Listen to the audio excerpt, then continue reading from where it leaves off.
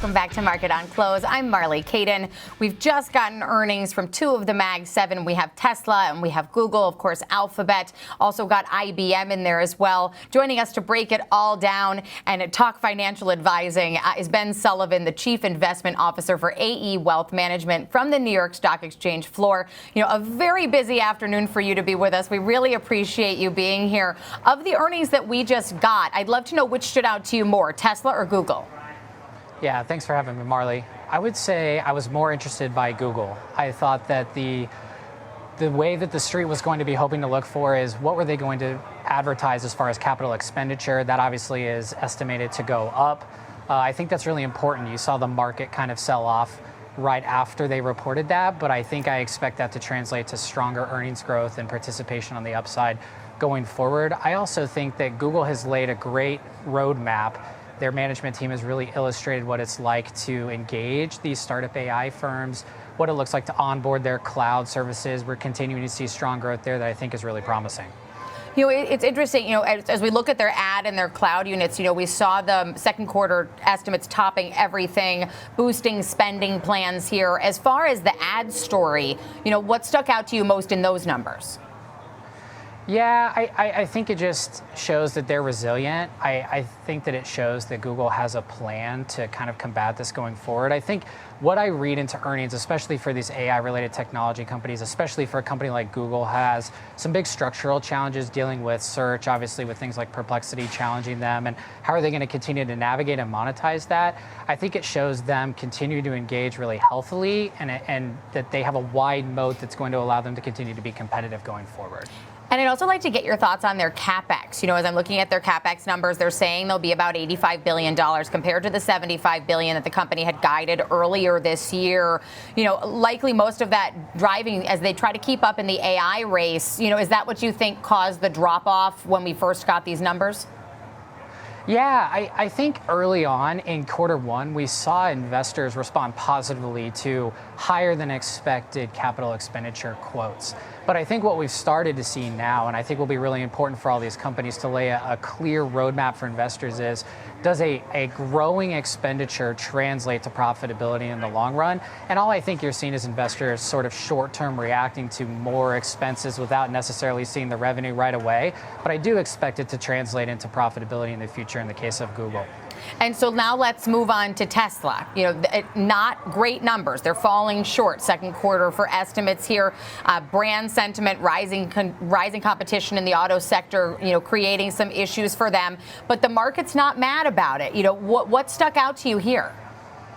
Yeah, I think the last point you made is exactly what I took away from it, is that the street sort of expected what was going to be a disappointing quarter. We kind of knew that new sales was down, that deliveries was down, that some of the short-term competition related to the tariffs and the other, obviously, activities from Elon were all going to cause a bit of a drag on their performance. I think the story about Tesla is the future. I think you'll see Elon in his earnings call really lay guidance for what the future of the Optimus program looks like, what the future of the robo-taxi program looks like. I think you've even seen that today with some of the press releases that they've sort of sprinkled out there for investors to grab a hold to. This is going to be much more about vision casting than it is the current sentiment.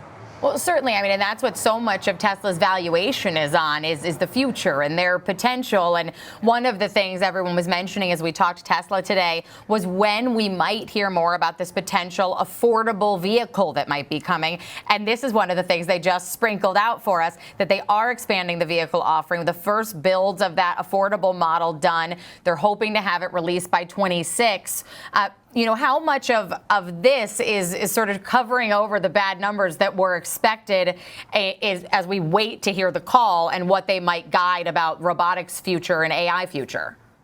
Yeah, I think it's covering all of it, to be honest. I think if you've been a Tesla investor over the last few years, this is not a new song and dance for you, where you're sort of experiencing this short-term volatility and sentiment and sort of this roller coaster ride that you experience on the news. I think Tesla understands that. I think Elon understands that. And I think he's trying to intentionally lay the roadmap by letting you know as an investor, hey, I'm back, I'm focused in the business. Here's a tangible roadmap for you to grab onto over the next year that's going to lead to future profitability and growth and exciting innovation at Tesla. And when we have that call at 5:30, what's your expectation from Elon? He's proven to be a bit of a wild card of late. Do you expect him to stay heavily focused on the company and do what investors have asked, just focus on Tesla, tell me you're sleeping in your office, or is it going to be this sort of wild ride that we've been more used to of late? Yeah, I'd certainly love to say I knew what Elon was going to do to the fullest extent, but you said it's a ride. He is a wild card, so cross your fingers. Hope he does what we all want here. I do expect him to go out of his way to paint a tangible roadmap for how he is spending more time focused on Tesla, the growth plan, XAI, robotics, Optimus. I expect all of that to be the focal point because he's going to want to try and move investors' minds away from the short-term disappointment of the earnings year over year and the revenue drop year over year and get us focused on early next year. And Ben, before we have to close out our show for the day, I do want to focus on your specialty. How does the recent volatility, both in responses to earnings and just the market in general, impact the demand on financial advisors? And how are you weathering this sort of unprecedented time that we're in? Yeah, listen, markets and investors want to know what stuff is worth. That's what they drive their decisions off of. That's what makes them buy or sell. All of this volatility is just caused by a lack of transparency and a lack of clarity on how pricing is going to work. Are we going to get tariffs? What's the tax bill going to look like? How are AI companies going to continue to spend and how fast can data centers be built? All of this goes into the factoring of how an investor experiences volatility in markets and whether they're sensitive to it or not. The advisor has to play that important advocacy role, telling clients, remember, you have a specific financial plan, you have a long-term outcome that you're focused on. Here's how we've planned and prepped for these types of things and ultimately can lead to your success long-term if you can just weather this storm in the short run. Well, Ben, we really appreciate you being with us to break down those earnings that just came in and also discuss what you do as a financial advisor. That's Ben Sullivan from AE Wealth Management.